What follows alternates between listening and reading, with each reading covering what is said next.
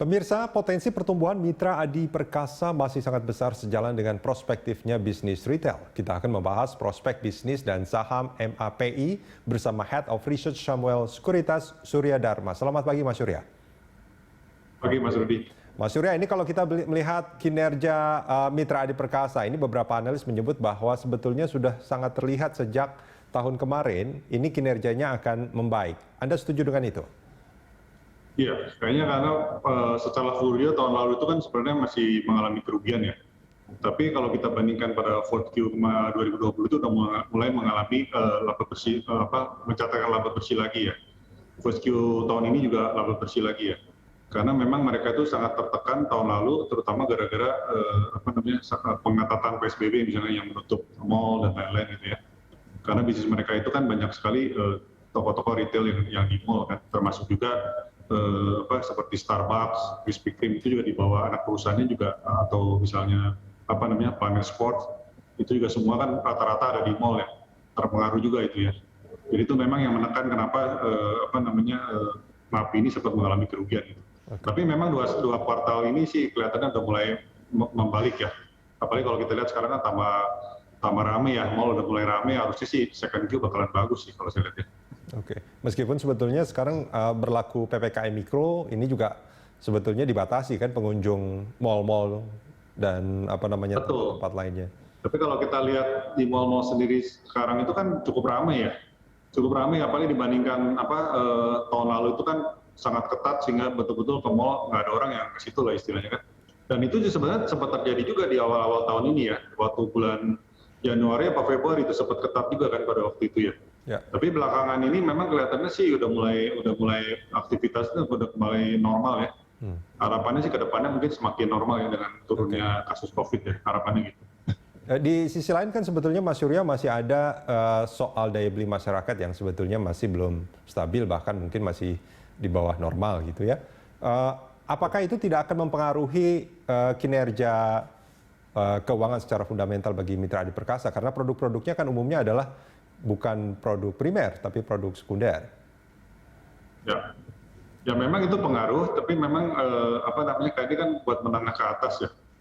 Menengah ke atas, tapi kalau kita lihat memang kebutuhan itu kan selalu ada ya. Dan sebetulnya kan orang-orang yang menengah ke atas itu mungkin sebetulnya nggak terlalu terganggu kan pendapatannya kan.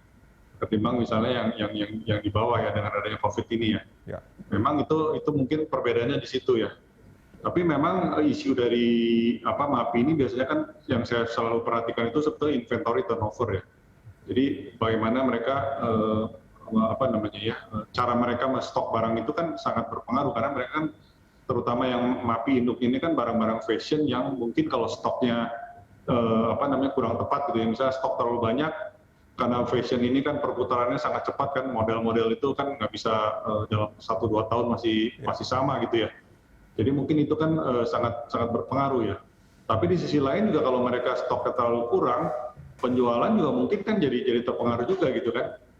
Jadi antisipasi dari cara mereka inventory mereka itu mengatur inventory itu memang sangat penting ya, sangat krusial dibandingkan perusahaan-perusahaan lain gitu ya. Nah, terus yang kedua juga memang penjualan dari online ini mungkin kan mulai ada kontribusi ya, walaupun belum sebesar yang offline-nya ya.